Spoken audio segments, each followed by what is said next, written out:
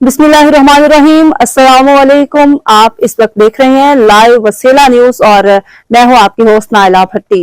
तो आइए देखते हैं आज की ताज़ा इलाकाई खबरें। रायविंड से अपडेट करते हैं। रायविंड शहर में तरक्याती काम करवाना तो दूर की बात है, मौजूदा सूरत हाल ये है कि रायविंड शहर में सबसे ज़्यादा मसाइल सीवरेज के हैं। सीवरेज का निज़ाम बिल्कुल तबाह हो चुका है।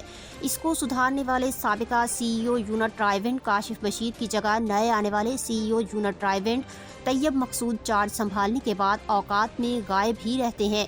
रायविंड शहर के साथ सौतेली माँ जैसा सलूक किया जा रहा है। ये कब तक ऐसा होता रहेगा? शहर की गलियां, बाजार सीवरेज के गंदे पानी से 24 घंटे डूबे रहते हैं। इस पर ना तो किसी सियासी लीडर का आज तक ध्यान हुआ है और ना ही इंतजामिया रायविंड का। असिस्टेंट कमिश्नर रायविंड तो पूरे प्रोटोकॉल के साथ अक्सर मेहमान की तरह आते हैं और मखसूस दिन गुजारने के साथ ही ट्रांसफ़र हो जाते हैं। अवाम अजियत की ज़िंदगी गुजारने पर मजबूर होकर रह गए हैं और कमिश्नर रायविंड तो पूरे प्रोटोकॉल के साथ अक्सर मेहमान की तरह आते हैं और मखसूस दिन गुजारने के साथ ही ट्रांसफ़र हो जाते हैं। आखिर ये कब तक ऐसा होता रहेगा? Raiwind seminar road Arshad colony की गलियों में बनी सीवरेज के गंदे पानी की नालियां बंद हो चुकी हैं।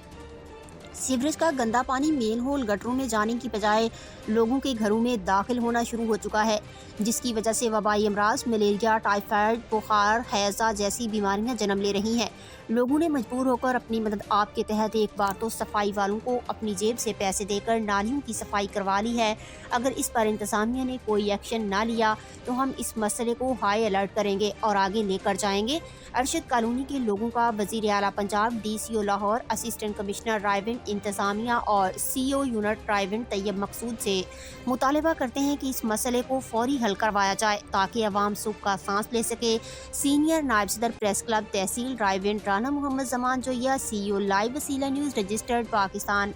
अब तक के लिए इतना ही। मज़ीद खबरों और मालूमात की अपडेट के लिए देखते रहिए लाइव वसीला न्यूज।